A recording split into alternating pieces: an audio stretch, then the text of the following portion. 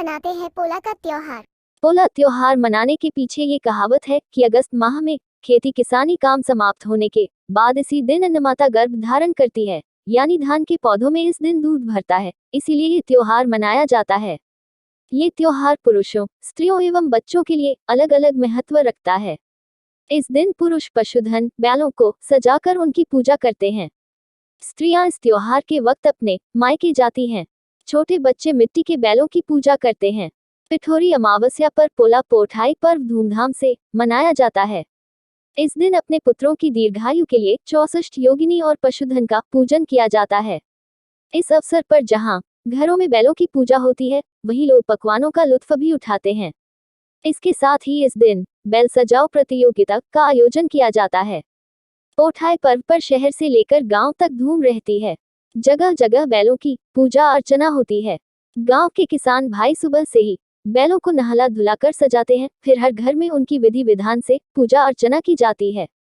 इसके बाद घरों में बने पकवान भी बैलों को खिलाए जाते हैं।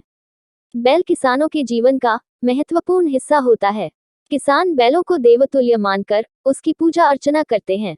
पहले कई गांवों में इस अवसर पर बैल दौड़ का भी आयोजन किया जाता था, लेकिन समय के साथ यह परंपरा समाप्त होने लगी है। इस दिन मिट्टी और लकड़ी से बने बैल चलाने की भी परंपरा है। पर्व के 2-3 दिन पूर्व से ही बाजारों में लकड़ी तथा मिट्टी के बैल जोड़ियों में बिकते दिखाई देते हैं। बढ़ती महंगाई के कारण यह अब करीबन 50 से 100 रुपए तक की जोड़ी में बेचे जाते हैं। इसके अलावा मिट्टी के अन्य खिलौनों की भी भरमार बाजारों में दिखाई देती है। ये त्योहार दरअसल कृषि आधारित पर्व है।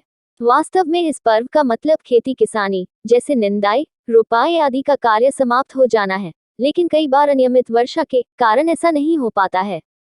खासतौर पर छत्तीसगढ़ में इस लोक पर्व पर घरों में ठेठरी, खुरमी, चौसेला, खीर, पूरी जैसे कई लजीज व्यंजन बनाए जाते हैं। महाराष्ट्रियन परिवारों में पोठाई पर्व के दिन घरों में खासतौर पर पूरन पुलाई, साटोरी और खीर बनाई जाती है। बैलों को सजाकर उनका पूजन किया जाता है, फिर उन्हें पूरन पुलाई और खीर भी खिलाई जाती है। शहर के प्रमुख स्थानों से उनकी रैली निकाली जाती है। जिन जिन घरों में बैल होते हैं, वे इस दिन अपने बैलों की जोड़ी को अच्छी तरह सजा संवार कर इस दौड़ में लाते हैं।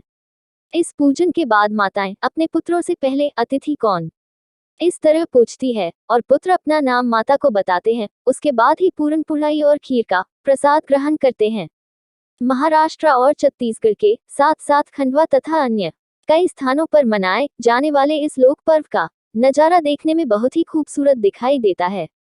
मोती मालाओं तथा रंग बिरंगे फूलों और प्लास्टिक के डिजाइनर फूलों और अन्य आकृतियों से सजी खूबसूरत बैलों की जोड़ी हर इंसान का मन मोह लेती है।